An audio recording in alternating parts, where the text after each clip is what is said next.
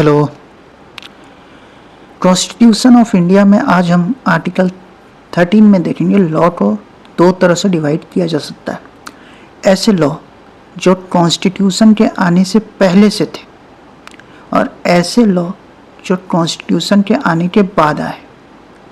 तो जो पहले से थे उसमें डॉक्ट्रिन ऑफ इक्लिप्स और डॉक्ट्रिन ऑफ सेवरेबिलिटी लग सकती है। इक्लिप्स होता है थोड़े समय के लिए किसी लॉ को छिपा लेना, मतलब कि डोरमेंट कर देना, और सेवरेबिलिटी होती है फिल्टर आउट करना, है ना। जो बाद में आए उसमें बस सेवरेबिलिटी लगती है और जो पहले आए उसमें इक्लिप्स और सेवरेबिलिटी दोनों ही लग सकती है। फंडामेंटल राइट प्रोस्पेक्टिव है। आर्टिकल 13 ने जुडिशियल रिव्यू का सिस्टम कॉन्सेप्ट इंट्रोड्यूस किया। फंडामेंटल राइट्स जस्टिसिएबल है, इन्फोर्सिएबल है ना। अब आते हैं डॉक्ट्रिन ऑफ सेवरेबिलिटी पे।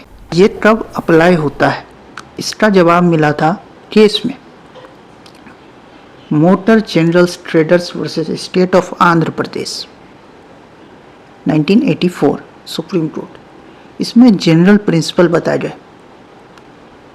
तो सबसे पहले तो इंटेंशन ऑफ लेजिस्लेचर होना चाहिए। दूसरा ये कि वो पार्ट जो फंडामेंटल राइट के विरुद्ध है वो इस तरह से घुल मिल गया है अच्छे वाले पार्ट से कि बिना पूरे पार्ट को रिजेक्ट किए बिना कोई चारा ना हो, तो पूरे पार्ट को रिजेक्ट कर देना ही बेहतर है ना। दूसरा, जब हम ऐसे गलत पार्ट को अलग कर देते हैं जो फंडामेंटल राइट के विरुद्ध है और जो बचा हुआ पार्ट है वो गुड इनफ है कंटिन्यू करने के लिए, तो हम इसे कंटिन्यू करेंगे। अब सवाल उठता है कि हम अपना फंडामेंटल राइट्स को वेव ऑफ कर सकते हैं। तो इसका आंसर मिला था हमें Basheshwar Nath versus commissioner of income tax में कि हम नहीं कर सकते।